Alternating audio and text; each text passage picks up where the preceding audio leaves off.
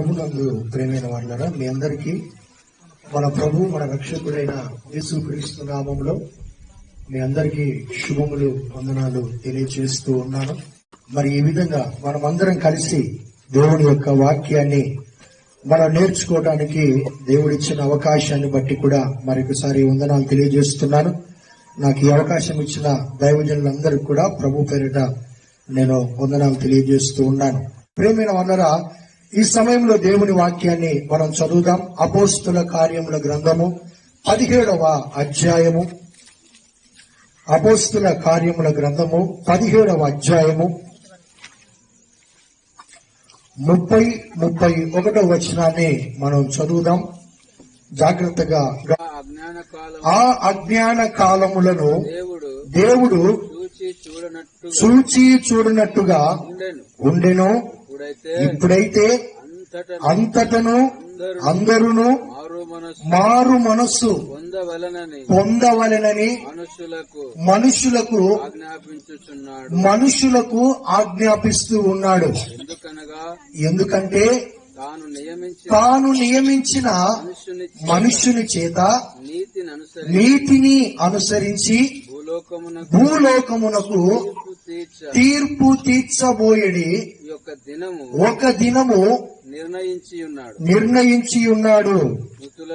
మృతులలో నుండి ఆయనను లేపినందున దీని నమ్ముటకు అందరికీ కలగజేసి ఉన్నాడు. దేవుడి మాటలు దీవించును గాక. Amen. Praise the Lord. Hallelujah, hallelujah. ప్రభునందు ప్రియమైన వాళ్ళరా, మరి అపోస్తుడైనటువంటి పౌలు మాట్లాడుతున్నటువంటి మాటలను ఇప్పుడు మనం చదివాం. దీని సందర్భాన్ని, ఈ వాక్య సందర్భాన్ని కనుక మనం గమనిస్తే, ప్రియమైన వాళ్ళరా, 17వ అధ్యాయము ప్రారంభము నుండి అది కొనసాగుతున్నట్లుగా మనం చూడొచ్చు.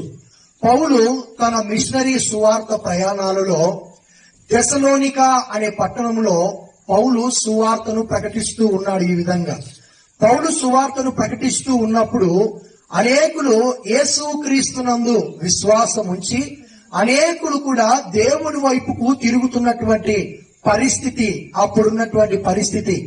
ఆ సమయంలో మరి పని పాటలు లేకుండా తిరిగే కొంతమంది ఆ అల్లరితో కూడినటువంటి కొంత వ్యతిరేకతను ఏర్పాటు చేయడం వల్ల ఆ థెసలోనిక పట్టణాన్ని విడిచిపెట్టి బెరయ పట్టణానికి అపోస్తులైన పౌలు వస్తాడు. ఆ బెరయ పట్టణానికి వచ్చి అక్కడ కూడా పౌలు సువార్తను ప్రకటిస్తూ ఉంటాడు. బెరయ పట్టణంలో కూడా పౌలు సువార్తను ప్రకటిస్తున్నాడు అని తెలుసుకొని అక్కడికి కూడా వచ్చి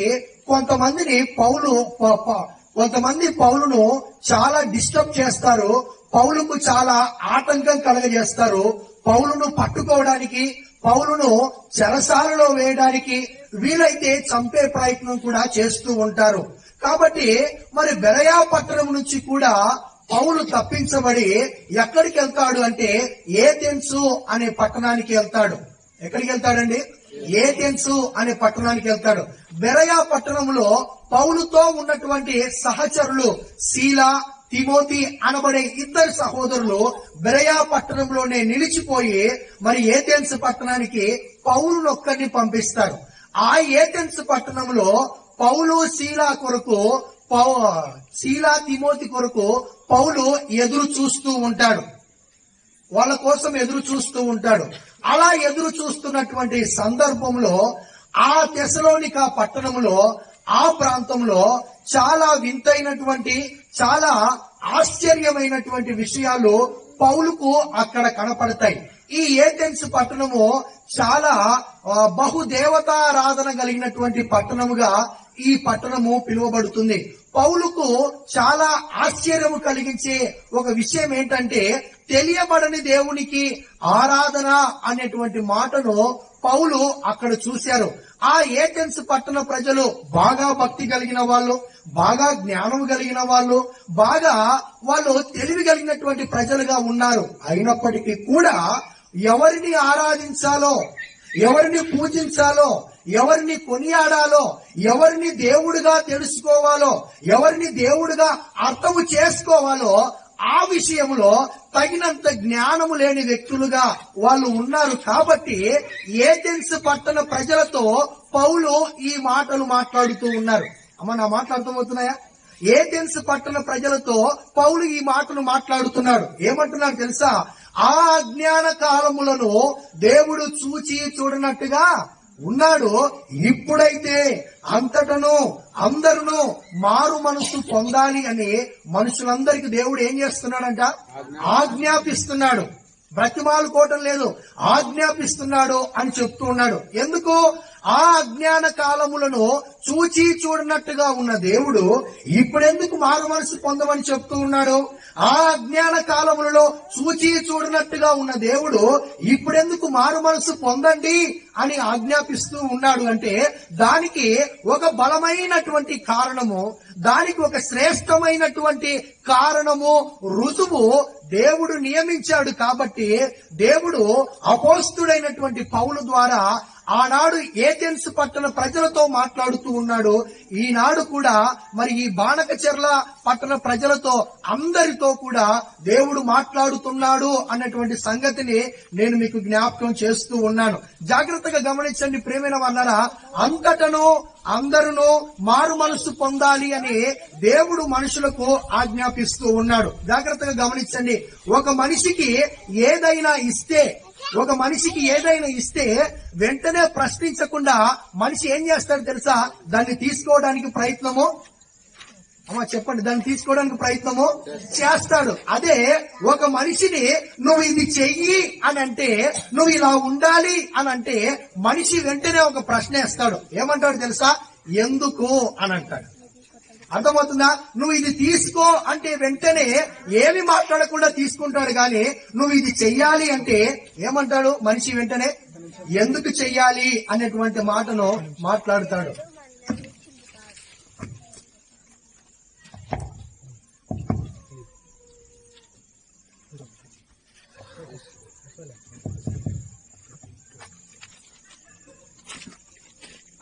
ప్రైజ్ ది లార్డ్.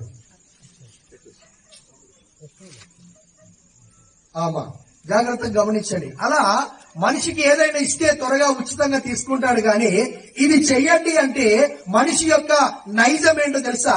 ఎందుకు చెయ్యాలి అని ప్రశ్నిస్తాడు. అసలు నేను ఎందుకు చెయ్యాలి అని ప్రశ్నిస్తాడు. అందుకే 30వ వచనంలో మీరు మారు మనసు పొందండి అని దేవుడు ఏం చేస్తున్నాడంట? మనుషులందరికీ కూడా ఆజ్ఞాపిస్తూ ఉన్నాడు. ఎందుకు ఆజ్ఞాపిస్తున్నాడంటే దానికి సంబంధించిన కారణాన్ని కూడా 31వ వచనంలో మాట్లాడుతూ ఉన్నాడు. ఒకసారి చదువుతారా? మరలా 31వ వచనాన్ని చదువుతారా? మనుషుని చేత అలా 30వ వచనం మరొకసారి. ఆ అజ్ఞాన కాలములను దేవుడు చూచి చూడనట్టుగా ఉండెను.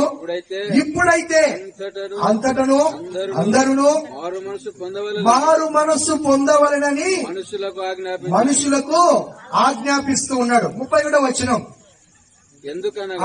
వింటున్నారమ్మా? ఎందుకంటే ఎందుకు మారు మనసు పొందమని దేవుడు ఆజ్ఞాపిస్తున్నాడంటే దానికి సంబంధించినటువంటి ఒక బలమైన కారణాన్ని 31వ వచనంలో చెప్తున్నాడు. తాను నియమించిన మనుషుని చేత, తాను నియమించిన మనుషుని చేత. ఆ మాట గమనిస్తున్నారా? ఎందుకు మారు మనసు పొందాలి అని పౌలు చెప్తూ ఉన్నాడు అంటే జాగ్రత్తగా గమనించండి. మనుషులందరి కొరకు ఒక వ్యక్తి నియమించబడ్డాడు.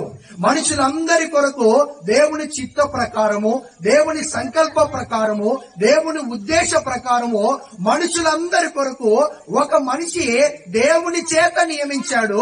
దేవుడే నియమించాడు, దేవుడే అపాయింట్ చేశాడు అని చెప్తూ ఉన్నాడు. ఆ మనిషి ఎవరు? యేసుక్రీస్తు ప్రభువు. మనుషులందరి కొరకు యేసు ప్రభువు నియమించబడ్డాడు. కాబట్టి మనుషులందరి కొరకు యేసు ప్రభువు ఏర్పాటు చేయబడ్డాడు. కాబట్టి మనుషులందరి కొరకు యేసు ప్రభువు దేవుని చిత్తానుసారంగా ఈ లోకములోనికి పంపబడి నియమించబడ్డాడు. కాబట్టి మీరందరూ కూడా ఏం చేయాలని చెప్తున్నాడు? మారు మనసు పొందండి అని చెప్తూ ఉన్నాడు. మారు మనస్సు పొందండి అని చెప్తూ ఉన్నాడు. అయితే నేను ఈ రోజు మీతో ఏం చెప్పాలనుకుంటున్నానంటే, మనందరి కొరకు యేసు ప్రభువు నియమించబడ్డాడు. మనందరి కొరకు యేసు ప్రభువు నియమించబడ్డాడు. ఎందుకు నియమించబడ్డాడు, ఏమి చేయడానికి నియమించబడ్డాడు, ఏమి ఇవ్వటానికి నియమించబడ్డాడు అన్నటువంటి విషయాలను, ఒక్కొక్క విషయాన్ని మనం క్లుప్తంగా ఆలోచన చేయడానికి ప్రయత్నం చేద్దాం. ఎందుకు మారు మనసు పొందాలి అని చెప్తున్నాడంటే, మనందరి కొరకు ఒక మనుషుని దేవుడు ఏం చేశాడంట, నియమించాడంట. ఆ మనుషుడు ఎవరంట, యేసు ప్రభువు అని చెప్తూ ఉన్నాడు. ఒక మాట చదువుతారా? అదే అపోస్తుల కార్యముల గ్రంథము 2వ అధ్యాయము 36వ వచనాన్ని ఒకసారి చదువుదాం.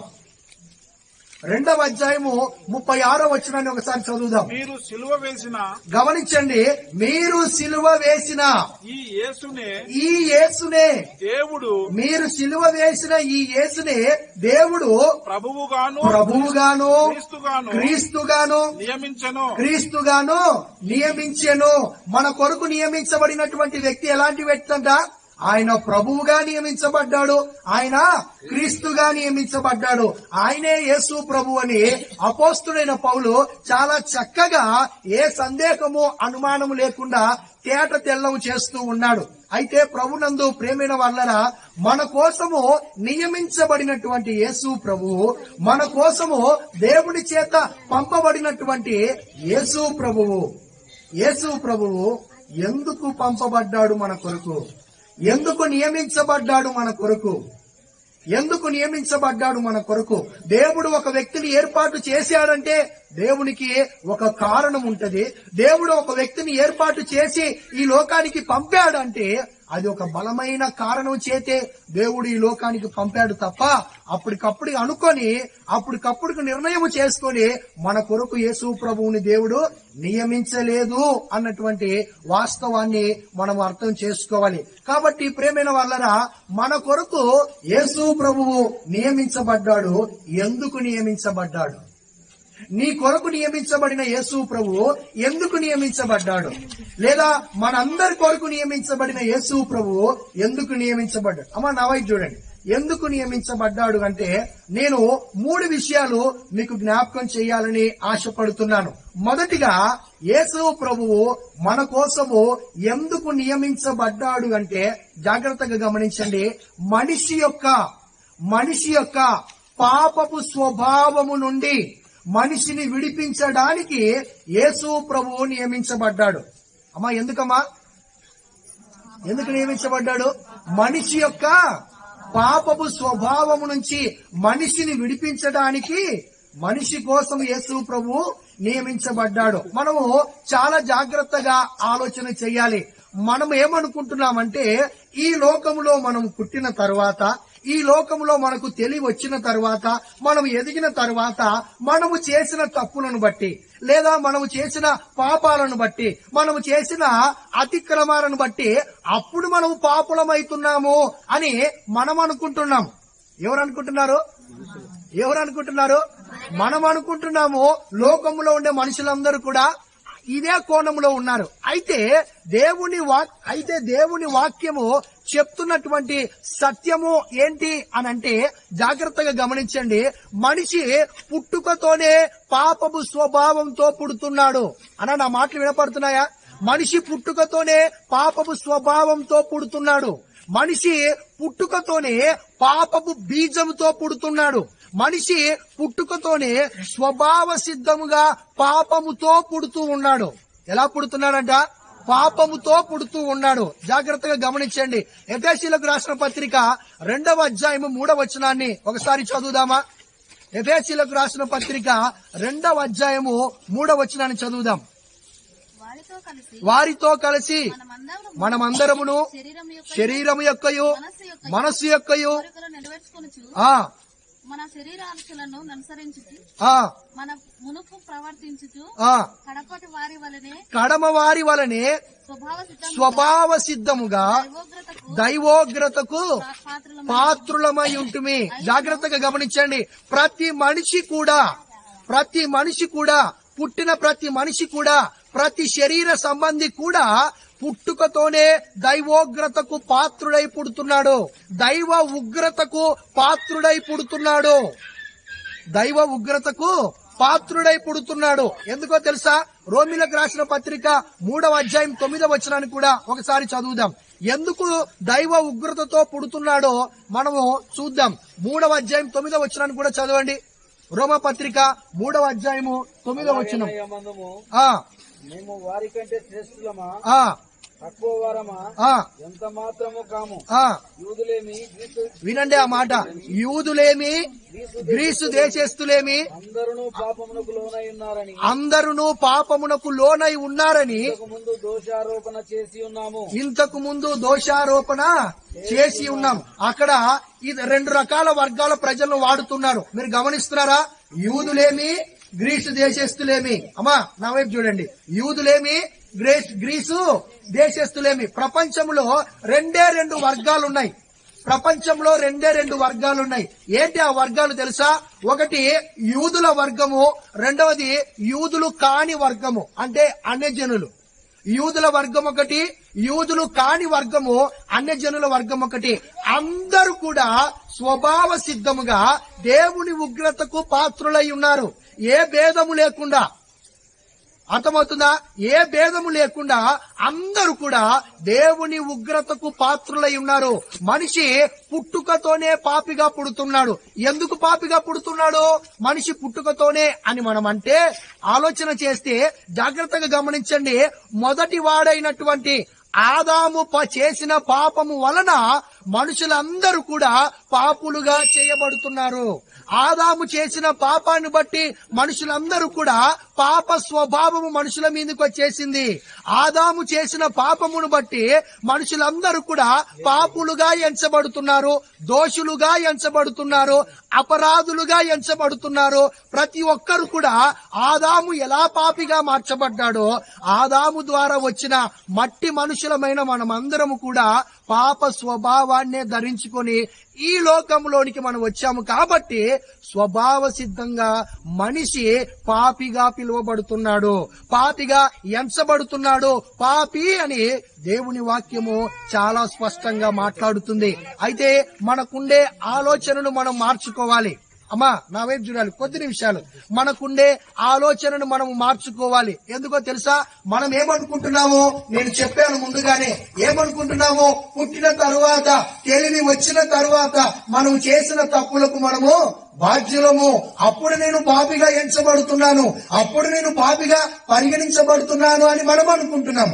కానీ దేవుని వాక్యం చెప్తున్నటువంటి సత్యం ఏంటో తెలుసా? ప్రతి మనిషి కూడా పుట్టుకతోనే పాపిగా పిలువబడుతున్నాడు, పుట్టుకతోనే పాపిగా పుడుతున్నాడు. తన జన్మలో స్వభావ సిద్ధమైనటువంటి పాపము మనిషికి ఉంది. కాబట్టి ప్రభునందు ప్రేమైన వాళ్ళరా, మనిషి దేవుని ఉగ్రతకు పాత్రుడు. మనిషి పుట్టుకతోనే పాపి. మనిషి స్వభావ సిద్ధంగానే మనిషి పాపిగా ఎంచబడుతున్నాడు అని దేవుని వాక్యం మాట్లాడుతుంది. కాబట్టి మన కొరకు నియమించబడిన యేసు ప్రభువు ఎందుకు నియమించబడ్డాడో తెలుసా? స్వభావ సిద్ధముగా ఇదిగో పాపానికి దాసులుగా ఉన్నటువంటి మనలను, పాప స్వభావము కింద ఉన్న మనలను, పాప స్వభావానికి దాసులుగా ఉన్నటువంటి మనుషులందరినీ కూడా దేవుడు విడిపించటానికి యేసు ప్రభువును మన కోసము ఏర్పాటు చేశాడు. మన కోసము ఏర్పాటు చేశాడు. ఆదాము చేసినటువంటి పాపమును బట్టి మనం ఏమయ్యాము? అందరము అపరాధులుగా మనము ఎంచబడుతున్నాము. 5వ అధ్యాయము 12వ వచనం ఒకసారి చదవండి. రోమిలకు రాసిన పత్రిక. ఒక మనుషుని ద్వారా ఏమంటున్నాడు? ఒక్క మనుషుని ద్వారా పాపమును, పాపము ద్వారా మరణమును లోకములోనికి ఎలాగో. అమ్మా ఎంతమంది ద్వారా పాపం వచ్చిందమ్మా? అనా ఎంతమంది ద్వారా పాపం వచ్చింది? ఒక్క మనుషుని ద్వారా. ఆ మనుషుడెవరు? ఆ మనుషుడెవరు? ఆదాము అని దేవుని వాక్యం స్పష్టంగా చెప్తూ ఉంది. 14వ వచనం చదవండి. అయినను ఆదాము చేసిన అతిక్రమమును పోలి పాపము చేయని వారి మీద ఆదాము చేసిన అతిక్రమమును పోలి, ఆదాము చేసిన అతిక్రమమును బట్టి అని చెప్తూ ఉన్నాడు. 16వ వచనం కూడా చదవండి. మరియు పాపము చేసి యొక్కని వలన పాపము చేసిన ఒకని వలన, పాపము చేసిన ఒకని వలన. మీరు ఆ మాటలు గమనిస్తున్నారా? ఒకని ద్వారానే, ఒకని వలననే పాపం వచ్చింది, ఒకని వలననే మరణం వచ్చింది, ఒకని వలననే శిక్షావిధి వచ్చింది అని చాలా స్పష్టంగా ఆ అపోస్తుడైనటువంటి పౌలు మాట్లాడుతూ ఉన్నాడు. 19వ వచనాన్ని కూడా ఒకసారి చూసినట్లయితే చూడండి. ఎలయనగా ఒక మనుష్యుని అవిధేయత వలన అనేకులు పాపులుగా ఎలాగు చేయబడిరో. అక్కడ ఆగుదాం. ఒక మనుషుని అవిధేయత వలన, ఒక మనుషుని పాపము వలన, ఒక మనుషుని పాపము వలన అనేకులు ఏం చేయబడుతున్నారంట? అనేకులు ఏం చేయబడుతున్నారంట? అనేకులు ఏం చేయబడుతున్నారంట? అమ్మా చెప్పాలి, ఏం చేయబడుతున్నారంట? పాపులుగా, అపరాధులుగా అనేకులు కూడా చేయబడుతూ ఉన్నారు. దీనిని బైబిల్ ఏమంటుందంటే స్వభావ సిద్ధమైన పాపము, స్వభావ సిద్ధమైన పాపము. ఆదాము ద్వారా మనుషుల మీదికి మోపబడిన పాపము, ఆదాము ద్వారా మనుషులకు సంక్రమించినటువంటి పాపము అని దేవుని వాక్యం మాట్లాడుతూ ఉంది. జాగ్రత్తగా గమనించండి. మన కొరకు నియమించబడినటువంటి యేసు ప్రభువు ఎందుకు నియమించబడ్డాడో తెలుసా? స్వభావ సిద్ధముగా పాపానికి దాసులమైనటువంటి మనుషులందరినీ కూడా, స్వభావ సిద్ధముగా దేవుని ఉగ్రతకు పాత్రులైన వాళ్లను అందరినీ కూడా, స్వభావ సిద్ధముగా దేవునికి శత్రువైన వాళ్ళందరినీ కూడా, స్వభావ సిద్ధముగా భక్తిహీనులైన వాళ్ళందరినీ కూడా, స్వభావ సిద్ధముగా దేవునికి మనిషికి అసమాధాన స్థితిలో ఉన్న అందరి కొరకు యేసు ప్రభు ఒక్కడు నియమించబడ్డాడు అని దేవుని వాక్యము మాట్లాడుతూ ఉంది. కాబట్టి ప్రభునందు ప్రియమైన వర్లరా, నా మాటలు మీకు అర్థమవుతున్నాయా? మన కొరకు యేసు ప్రభువు ఎందుకు నియమించబడ్డాడు అనంటే, మనుషులమైన మనం అందరము స్వభావ సిద్ధముగా పాపులుగా పుట్టాము, పాపులుగా ఎంచబడ్డాము, పాపులుగా పరిగణించబడ్డాము, దేవుని ఉగ్రత కింద మనం ఉన్నాము. కాబట్టి ఈ స్వభావ సిద్ధమైన పాపానికి దాసులుగా ఉన్నటువంటి మనుషులందరినీ కూడా ప్రపంచంలో దాదాపుగా 730 కోట్ల పైన ప్రజలున్నారు. ఎంతమంది ఉన్నారు? 730 కోట్ల పైనే ఉన్నారు, పైన ప్రజలున్నారు. వీళ్ళందరూ కూడా ఆదాము పాపాన్ని బట్టి స్వభావ సిద్ధంగా అందరూ పాపులుగానే దేవుడు చూస్తూ ఉన్నాడు. అందరి కొరకు యేసు ప్రభువు నియమించబడ్డాడు. మీకు అర్థం అవడానికి ఒక చిన్న ఉదాహరణ చెప్పాలనుకుంటున్నాను. వేప చెట్టు ఉంది కదా, వేప చెట్టు. ఆ వేప చెట్టు అది చిన్న మొక్కగా ఉన్నప్పుడు దాన్ని మనం కొంచెం తుంచుకొని తింటే ఎట్లా ఉంటది? గట్టిగా చెప్పడమా, చేదుగా ఉంటది. అర్థమవుతుందా? అదే వేప చెట్టు పెద్ద మానైన తర్వాత కూడా దాన్ని మనము తుంచుకొని తిన్నామనుకో ఎట్లా ఉంటది? చేదుగానే ఉంటది. ఎందుకు చేదుగా ఉంటది?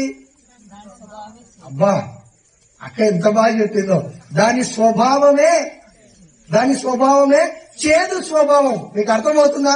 దాని స్వభావమే చేదు స్వభావం. అలాగే మనిషి కూడా పుట్టుకతోనే చేదు అనబడిన పాప స్వభావంతో పుడుతున్నాడు. అర్థమవుతుందా?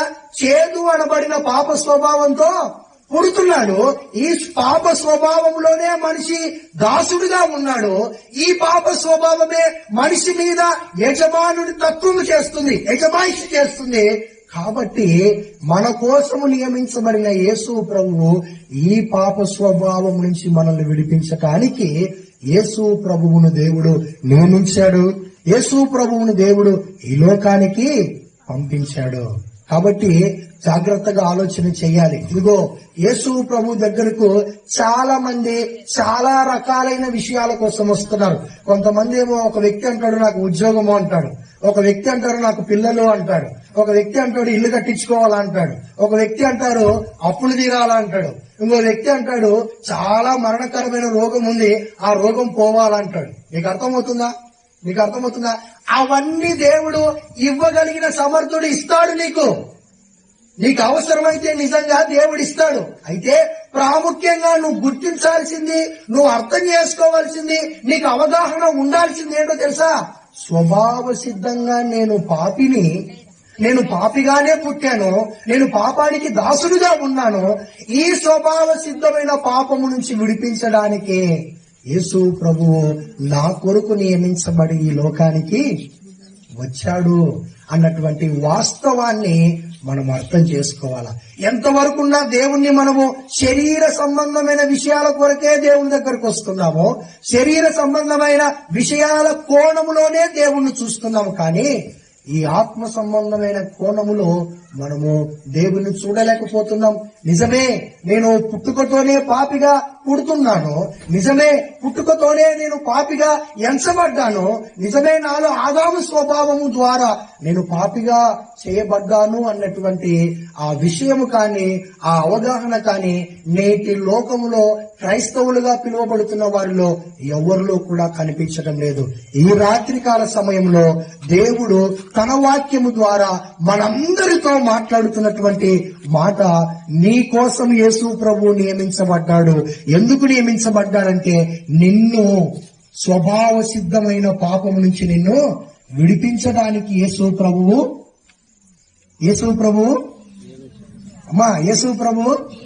నియమించబడ్డాడు. ఏమో ఆలోచన చేస్తున్నారు మీరు కదా? కొద్ది నిమిషాలు ఇక్కడ మీరు మనసు పెట్టాల్సిందిగా మనం చేస్తూ ఉన్నాను. కాబట్టి ప్రేమైన వాళ్ళరా, మనిషి స్వభావ సిద్ధంగా పాపి అని పిలువబడుతున్నాడు. కాబట్టి ఆ స్వభావ సిద్ధమైన పాపం నుంచి విడిపించడానికి యేసు ప్రభువు నియమించబడి మన కొరకు ఈ లోకానికి వచ్చినట్లుగా మనము చూస్తూ ఉన్నాం. మీకు అర్థమవుతుందా ఇంతవరకు? అయితే ఇప్పుడు రెండవదిగా ఆలోచన చేద్దాం. ఈ స్వభావ సిద్ధమైన ఈ పాపాన్ని ఎట్లా దేవుడు తీసేస్తాడు? అర్థమవుతుందా? అందరూ స్వభావ సిద్ధంగా పాపులుగా ఎంచబడుతున్నారు. మొదటి విషయం, ఈ స్వభావ సిద్ధమైన పాపాన్ని దేవుడు ఎట్లా తీసేస్తాడు? ఎట్లా మనల్ని విడిపిస్తాడు? ఎట్లా మనకు విడుదలను, విమోచనను దేవుడు కలిగిస్తాడు? ఎట్లా కలిగిస్తాడు అనంటే జాగ్రత్తగా గమనించండి. దేవుడు మన స్థానంలో, మన కొరకు, మన నిమిత్తము, మన అపరాధములను తన మీద వేసుకొని చనిపోవడానికి దేవుడు నియమించబడి ఈ లోకానికి వచ్చాడు. నీ స్వభావ సిద్ధమైన పాపాన్ని, నీ స్వభావాన్ని అనుకూలంగా ఆధారము చేసుకొని నువ్వు చేసినటువంటి పాపపు క్రియలు అన్నిటినీ, నీ అపరాధాన్ని, నీ అపవిత్రతను, నీ వ్యతిరేకమైన ప్రతి పాపాన్ని కూడా యేసు ప్రభు మీద దేవుడు వెయ్యాలి అని దేవుడు నియమించి యేసు ప్రభువును ఈ లోకానికి ఆయనను పంపినట్లుగా మనము చూస్తూ ఉన్నాము. యెషయా గ్రంథము 53వ అధ్యాయము 6వ వచనాన్ని ఒకసారి చదువుదామా? యెషయా గ్రంథము 53వ అధ్యాయము 6వ వచనము.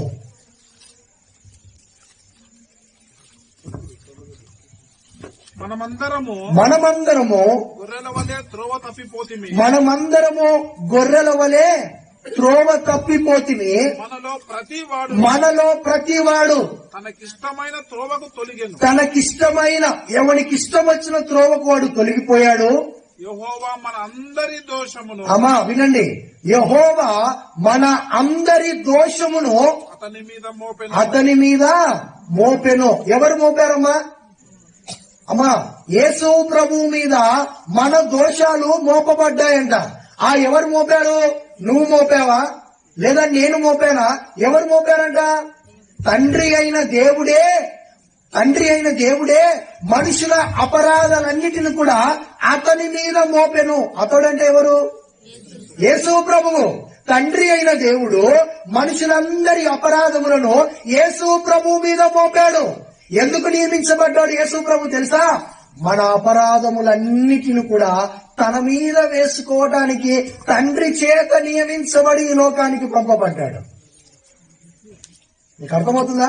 తండ్రి చేత నియమించబడి ఈ లోకానికి పంపబడ్డాడు. ఎవరి అపరాధాలు? మనుషులందరి అపరాధాలు. అర్థమవుతుందా? మనుషులందరి అపరాధాలు. ఈ గ్రామం వల్ల మాత్రమే కాదు, పక్క గ్రామం వల్ల మాత్రమే కాదు, ప్రపంచంలో ఉన్న ప్రతి మనిషిని అపరాధము ఎవరి మీద వేయబడింది? యేసు ప్రభు మీద వేయబడింది. అలా వేయబడడానికే ఆయన నియమించబడి ఈ లోకానికి పంపబడ్డాడు. అలా భరించడానికే ఆయన నియమించబడి ఈ లోకానికి పంపబడ్డాడు. ఈ లోకం ఏమంటది?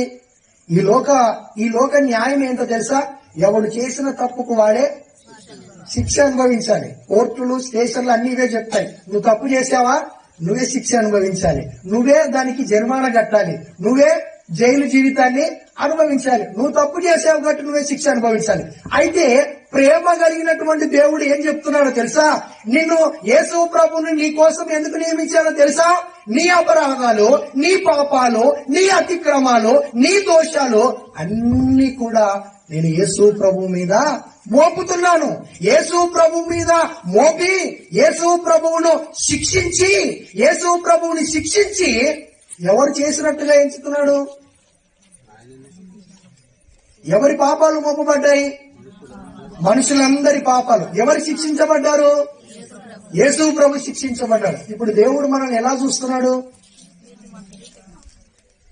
జాగ్రత్తగా గమనించండి. నువ్వే శిక్ష అనుభవించావు. అయితే నీ శిక్ష ఎక్కడ పడింది? యేసు ప్రభు మీద పడింది. చాలా జాగ్రత్తగా గమనించాలి. ఆ కొరింథీయులకు రాసిన 2వ పత్రిక 5వ అధ్యాయము 17వ వచనాన్ని కనుక మనం చూస్తే అక్కడ ఒక మాట రాయబడి ఉంటది. చూడండి, 17వ వచనం. 2వ కొరింథీయులకు రాసిన పత్రిక 5వ అధ్యాయము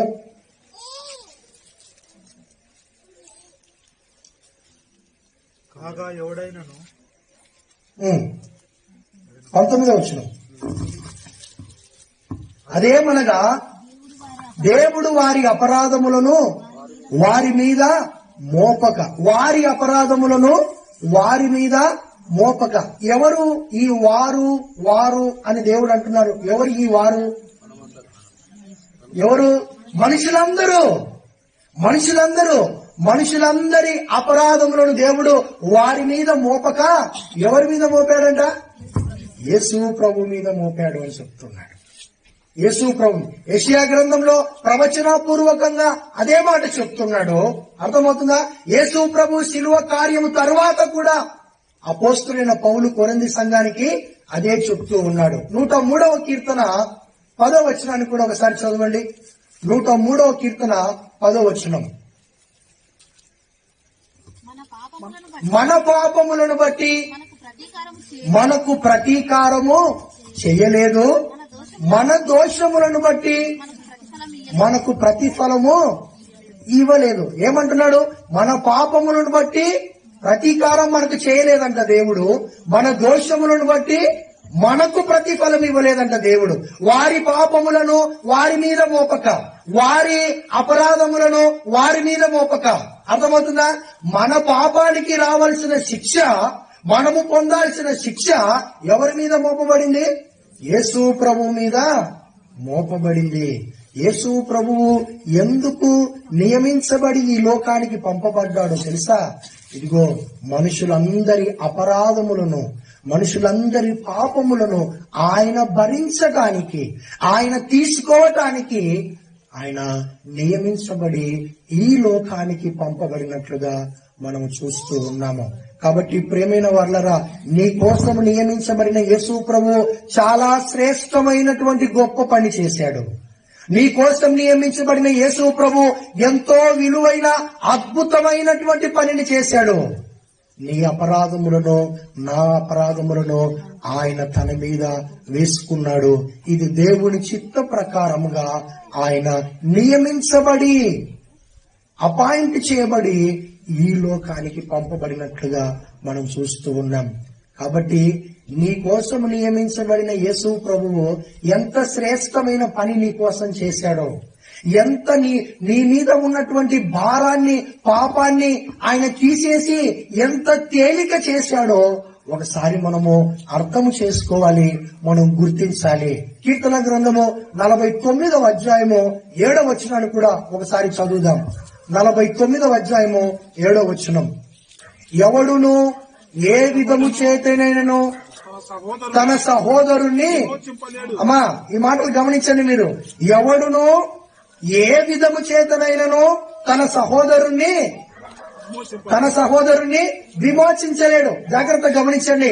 మీ పాపముల నుంచి నేను మిమ్మల్ని విమోచించలేను, నా పాపము నుంచి మీరు కూడా నన్ను విమోచించలేరు. అదే చెప్తున్నాడు.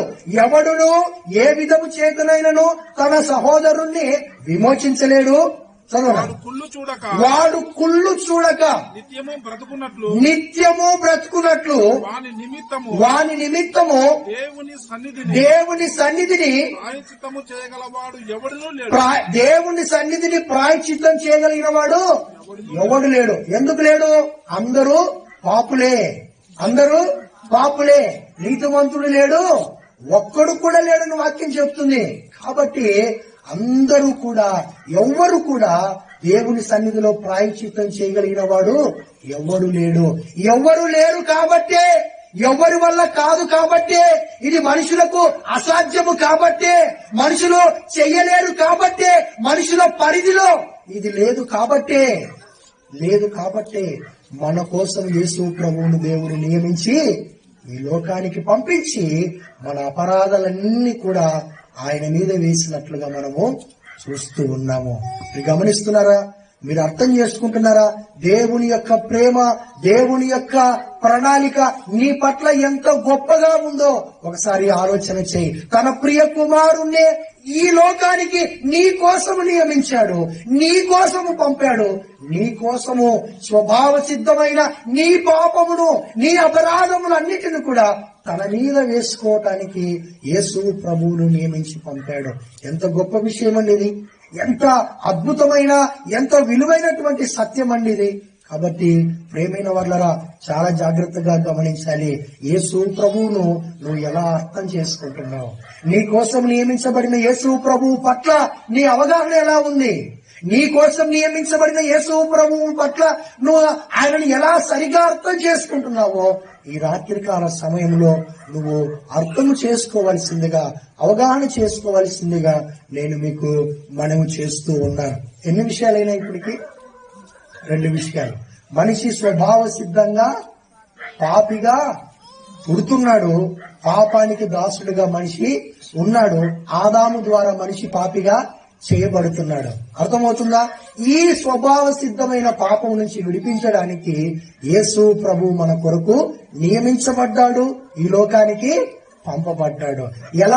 ఎలా మనల్ని విమోచిస్తాడు అంటే, మనుషులందరి అపరాధములను, పాపములను తన మీద వేసుకొని మనుషులందరినీ కూడా స్వేచ్ఛాపరులుగా ఆయన విమోచించి చేసినట్లుగా మనం చూస్తూ ఉన్నాం. అయితే మూడవదిగా గమనించాల్సింది ఏంటో తెలుసా?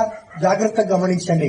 మన పాపాలన్నీ కూడా యేసు ప్రభు మీద మోపబడ్డాయి. ఇక్కడ ఇంకొక విషయాన్ని గమనించాలి. ఇది చాలా అవసరమైనది, చాలా విలువైనటువంటి మాట. మన పాపములు యేసు ప్రభు మీద మోపబడ్డాయి. యేసు ప్రభువు నీతి ఏమైందంట? యేసు ప్రభువు నీతి మన మీద మోపబడింది అని దేవుని వాక్యం చెప్తుంది. అసలు మన అపరాధములను తన మీద వేసుకొని ఆయన పాపముగా చేయబడ్డాడు. ఎందుకు పాపముగా చేయబడ్డాడంటే, మనము దేవుని నీతి అవడానికి, మనము దేవుని లాంటి నీతిమంతులం అవడానికి, మనము దేవుని అంత నీతిమంతులం అవడానికి, దేవునంతా నీతిమంతులం అవడానికి. మీరు అనుకుంటుంటారు మనసులో, మనమేంటి దేవునంత నీతిమంతులం అవటం ఏంటి, మనమేంటి దేవునంత పరిశుద్ధులం అవటం ఏంటి అని మీరు అనుకుంటూ ఉంటారు. అయితే గమనించండి, దేవుడు చాలా విలువైనటువంటి సత్యాన్ని మనకు తెలియజేస్తూ ఉన్నాడు. అదే కొరింథీయులకు రాసిన 2వ పత్రిక 5:21లో ఈ విషయాన్ని మాట్లాడుతూ ఉన్నాడు. చూడండి, ఎందుకనగా మనము ఆయన యందు ఎందుకనగా మనము ఆయన యందు దేవుని నీతి అగునట్లు, మనము దేవుని నీతి అగునట్లు పాపము ఎరుగని ఆయనను, పాపము ఎరుగని యేసు ప్రభువును మన కోసము పాపముగా చేసెను అని చెప్తూ ఉన్నాడు. జాగ్రత్తగా గమనించండి. సిలువలో ఏం జరిగింది తెలుసా అనా? నా వైపు చూడండి. సిలువలో ఏం జరిగింది తెలుసా? సిలువలో యేసు ప్రభు చనిపోవడం ద్వారా ఏం జరిగింది తెలుసా? మన అపరాధాలు, పాపాలు ఆయన మీద మోపబడ్డాయంట. ఆయన నీతి ఎవరి మీదకి మోపబడిందంట? ఒక్కరి మీద కాదు, అందరి మీదకి, సమస్తములో ఉన్న, ఈ ప్రపంచంలో ఉన్న ప్రతి వ్యక్తికి దేవుని నీతి మోపబడింది. దేవుని నీతి ఆపాదించబడింది. దేవుని నీతి కలిగింది. ఎవరైతే అర్థం చేసుకుంటున్నారో, ఎవరైతే నమ్ముతున్నారో, ఎవరైతే గ్రహిస్తున్నారో ఈ సత్యాన్ని, వాళ్ళు రక్షించబడుతున్నారు అని దేవుని వాక్యం మాట్లాడుతూ ఉంది. జాగ్రత్తగా గమనించండి ప్రియమైన వాళ్ళరా. పాపిగా ఉన్న మనిషిని పాపము లేని నీతిమంతుడిగా దేవుడు చేస్తూ ఉన్నాడు. పాపిగా ఉన్నటువంటి మనిషిని పాపము లేని పరిశుద్ధుడిగా చేస్తూ ఉన్నాడు. దోషిగా ఉన్నటువంటి మనిషిని ఏ దోషము లేని నిర్దోషిగా యేసు ప్రభువు ద్వారా దేవుడు మనల్ని చేస్తున్నాడు. అలాంటి స్థితికి దేవుడు మనల్ని తీసుకొని వచ్చాడు. కాబట్టి నీ పాపములు యేసు ప్రభు మీద మోపబడ్డాయి. యేసు ప్రభువు నీతి నీ మీద మోపబడింది, నా మీద మోపబడింది, మనందరి మీద మోపబడింది అని దేవుని వాక్యము చాలా స్పష్టంగా మాట్లాడుతుంది. అమ్మా, నమ్ముతారా ఈ మాటను? నా పాపాలు యేసు ప్రభు మీద మోపబడ్డాయి. నమ్ముతున్నారా లేదా? నీ పాపాలు యేసు ప్రభు మీద మోపబడ్డాయి. యేసు ప్రభువు నీతి కూడా మన మీద మోపబడింది. నీతి ఇది మామూలు నీతి కాదు. ఎవరి నీతి ఇది దేవుని నీతి.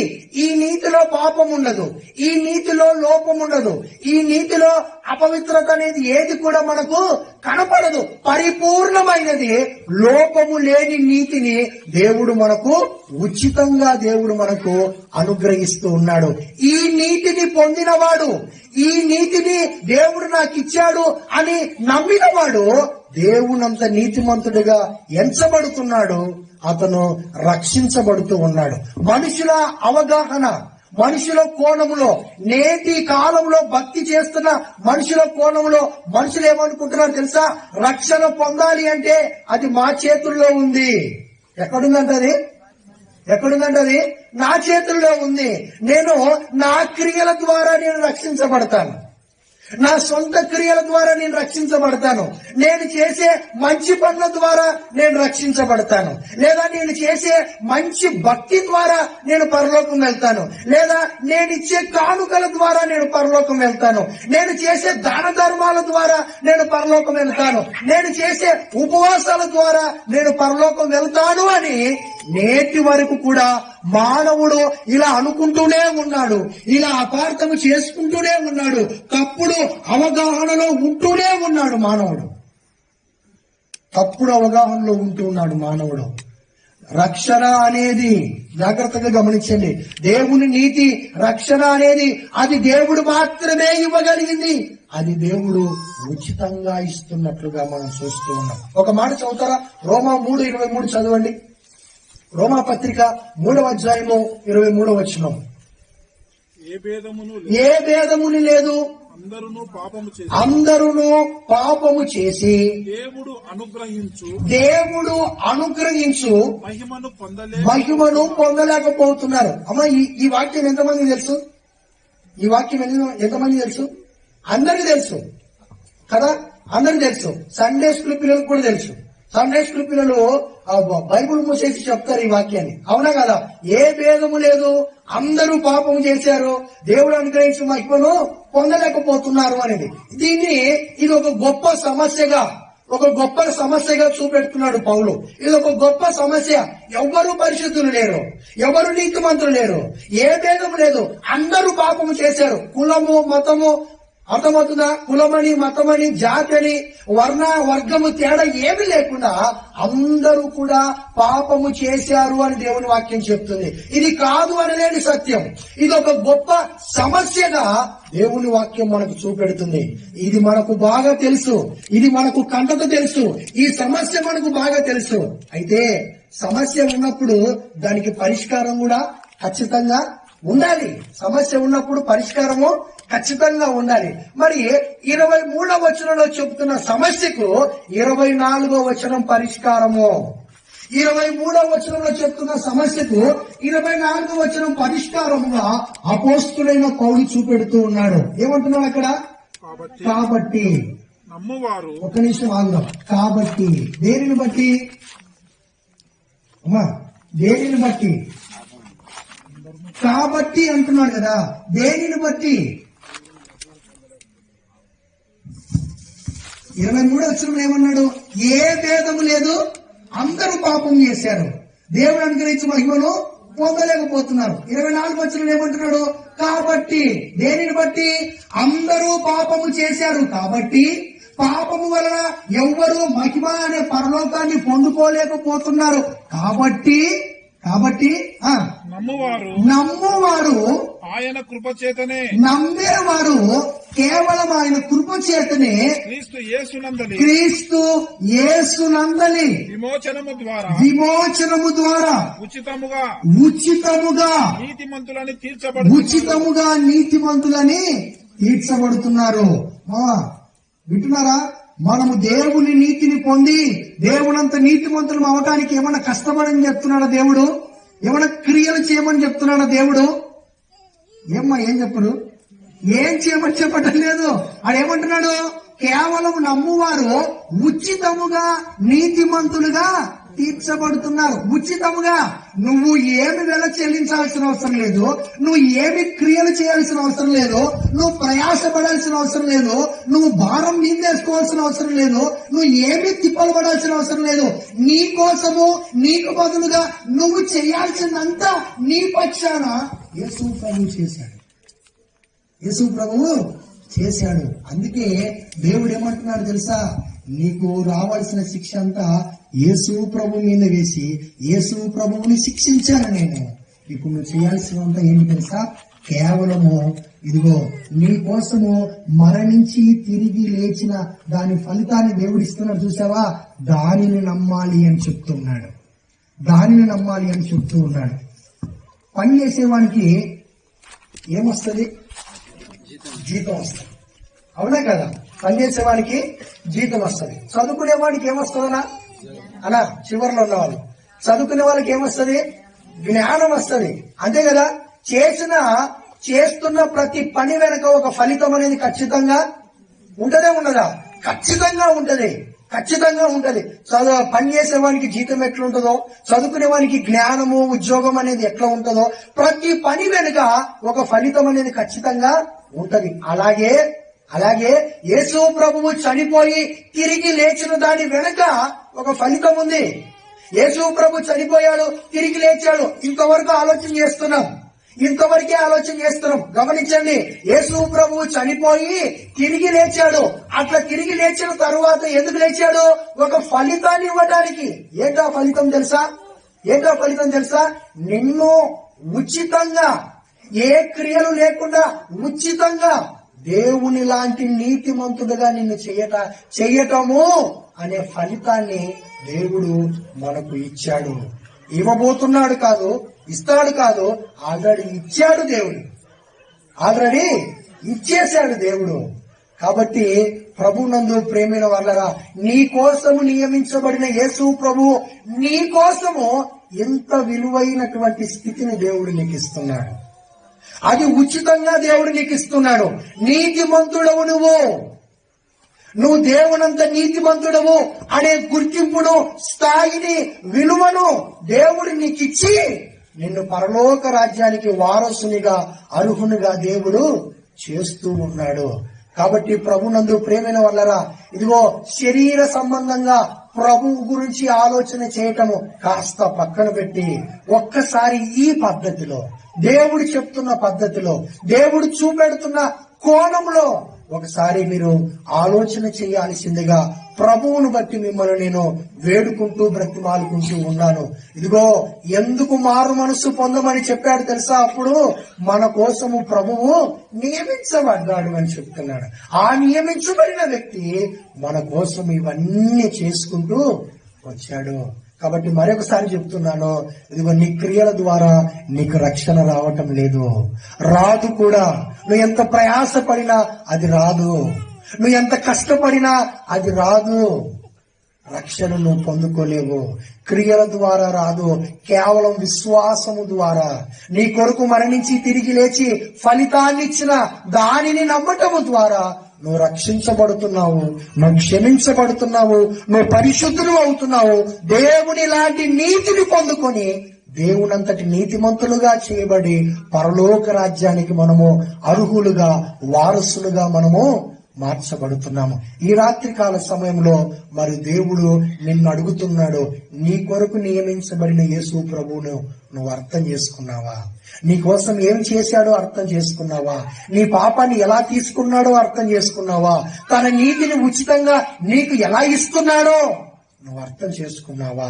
ఒకవేళ ఇంతవరకు నువ్వు అర్థం చేసుకోకపోతే, సరి అయిన అవగాహన ఈ విషయాలలో నీకు కనుక లేకపోతే, ఈ రాత్రికాల సమయంలో ఇప్పటి నుంచైనా ఈ పద్ధతిని నువ్వు తెలుసుకొని, నువ్వు అర్థం చేసుకొని ఉచితంగా నీతిమంతులుగా తీర్చబడే స్థితి, అవకాశాన్ని దేవుడు నీకు ముందు ఏర్పాటు చేశాడు. ఒక కుటుంబంలో 6 మంది ఉన్నారు. ఎంతమంది ఉన్నారు? 6 మంది ఉన్నారు. 6 మంది తినాలంటే ఎంతమంది వండాలి? ఎంతమంది ఉండాలి? ఒక్కరే ఉండాలి. ఎంతమంది తింటారు? 5 మంది తింటారా? 1 మంది తినరా? 6 మంది తింటారు, అంతే కదా? ఒక కుటుంబంలో 6 మంది ఉంటే ఒక్కరే వండేది, తినేది మాత్రం. అర్థమవుతుందా? నీ కోసం యేసు ప్రభు చెయ్యాల్సిందంతా చేశాడు. నువ్వేం చెయ్యొద్దు. రక్షణను నీ ముందుకు, దేవుడి నీతిని నీ ముందుకు తీసుకొచ్చి పెట్టాడు దేవుడు. నువ్వేం చేయాలా? వండిన అన్నాన్ని ఎట్లా తింటావో అర్థమవుతుందా? దేవుడు నీకు ఇస్తున్న ఈ శ్రేష్టమైన దేవుని నీతి అనబడే రక్షణ నువ్వేం చేయాలా? కేవలం నువ్వు నమ్మి తీసుకోవాలి, నమ్మి తీసుకోవాలా. అలా తీసుకోవటం ద్వారా నువ్వు నీతిమంతుడిగా తీర్చబడి నరకాన్ని తప్పించబడుతున్నావు, పరలోక రాజ్యానికి నువ్వు వారసునిగా మార్చబడుతున్నావు. కాబట్టి మరి నీ కోసం నియమించబడిన యేసు ప్రభు పట్ల ఒక సరి అయిన అవగాహన కలిగి, ఒక సరి అయిన స్పృహ కలిగి, మంచి అవగాహనతో దేవుడు చూపెడుతున్న పద్ధతిలో దేవుడి దగ్గరకు వచ్చి దేవుడు ఇస్తున్నటువంటి విలువైన నీతిని పొందుకొని, ఇదిగో నువ్వు కూడా దేవునితో పాటు పరలోకంలో ఉండాలి అనేది దేవుని నిత్య సంకల్పము. కాబట్టి నువ్వు అలాగే ఉండాలని ప్రభువుని బట్టి నేను మనవి చేస్తూ ఈ కొద్ది మాటలు నేను ముగిస్తూ ఉన్నాను. తలలు ఉంచుదాం, ప్రార్థన చేద్దాం. మన విన్న వాక్యం కొరకు దైవజనులు శ్రీపాల్ బ్రదర్ వచ్చి మనల్ని క్లుప్త ప్రార్థనలో నడిపిస్తారు. తలలు ఉంచండి, మీరు కూడా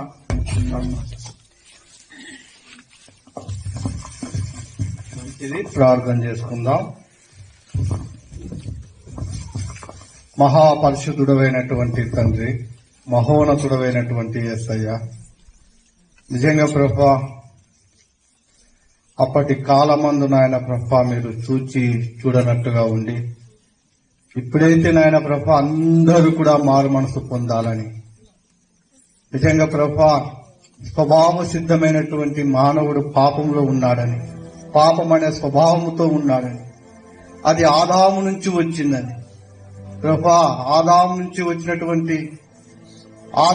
నుంచి వచ్చినటువంటి వారందరూ కూడా పాప స్వభావం కలిగి ఉన్నారని, దేవుని ఉగ్రత కింద ఉన్నారని, ఇటువంటి మనుషులందరినీ కూడా రక్షించడానికి దేవుడవైనటువంటి నువ్వే ఒక మనిషిని నియమించావని, ఆ మనుషుడు 2021 సంవత్సరాల క్రిందట భూమి మీదికి వచ్చాడని, ఆయననే యేసు క్రీస్తని, నిజంగా యేసు క్రీస్తు ద్వారా నాయన ప్రభా మనుషులందరి యొక్క పాపముల అపరాధ దోషములన్నిటిని కూడా ఆయన మీద మీరే మోపి నాయన ప్రభా శిక్షను విధించి, మానవునికి పడవలసినటువంటి శిక్షా విధిని అంతటిని కూడా యేసు క్రీస్తు మీద మోపి, యేసు క్రీస్తులో ఉన్నటువంటి నీతి అంతటిని కూడా మానవుని మీద మోపి ఉచితముగా ప్రతి మనుషుని నాయన ప్రభా యేసు క్రీస్తును నమ్మినటువంటి వారందరినీ ఉచితంగా నీతిమంతులుగా తీరుస్తున్నందుకు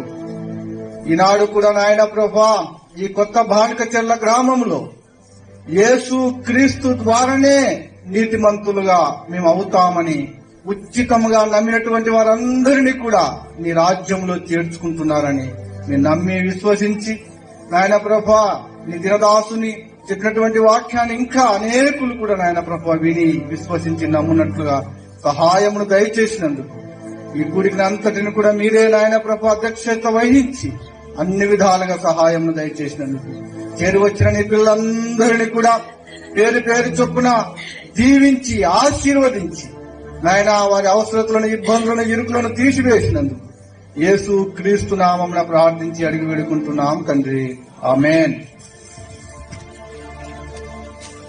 దేవునికి మహిమ కలుగును గాక. ఇంతటితో ఈ స్వార్థ